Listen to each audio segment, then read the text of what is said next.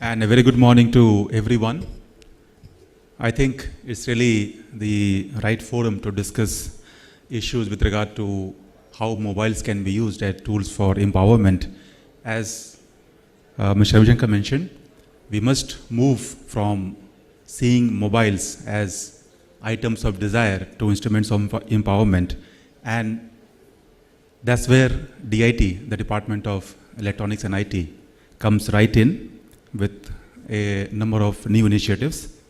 As the time given is only about 5 minutes, so I would like to keep it brief and simple. I will just make 5 propositions, and probably that can provoke discussion later on from the audience.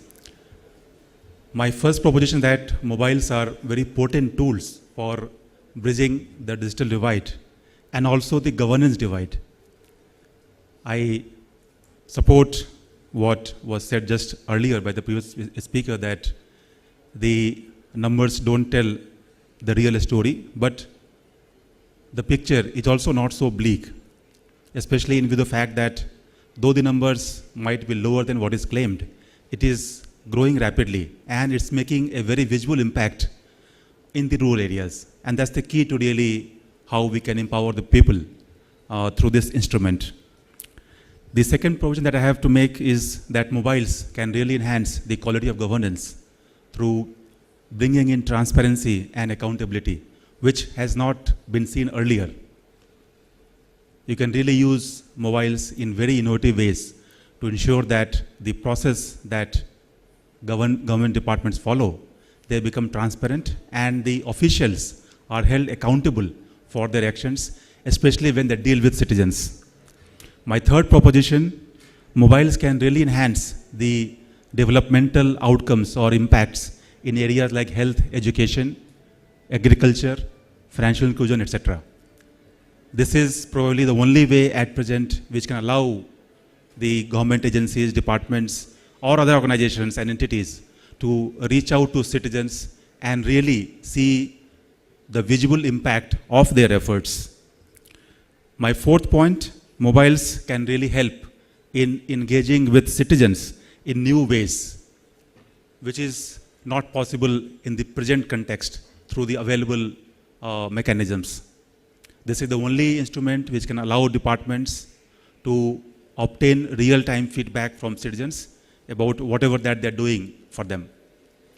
And this can really enhance the quality of service delivery, quality of interaction, citizen satisfaction, etc.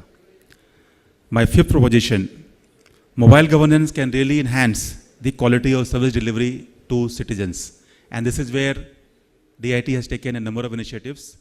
Osama just now mentioned about Mobile Seva. At present, we have close to 500 government departments which are integrated with this platform, and it is helping them in providing their services in real time, obtaining feedback from citizens, and improving their quality of service delivery. We also have an app store with over 150 live applications in the governance sector, which are helping the departments to really reach out to citizens directly, which was not possible till now through the usual model of service delivery for electronic services through common service centers or through the internet-based mechanism. Over the last nearly 1 year, already the mobile platform has been used extensively by departments across the country for improving their services, and we hope that this will be the new paradigm in providing services to citizens. But how can all this be achieved? Obviously, we need to have policies in place. Without that, it's not going to happen. And in this regard also, we have made efforts. There is a framework for mobile governance, which is approved and notified by DIT, which is applicable to all government departments in Government of India, as well as in the states. It mandates delivery of all electronic services through mobile platform.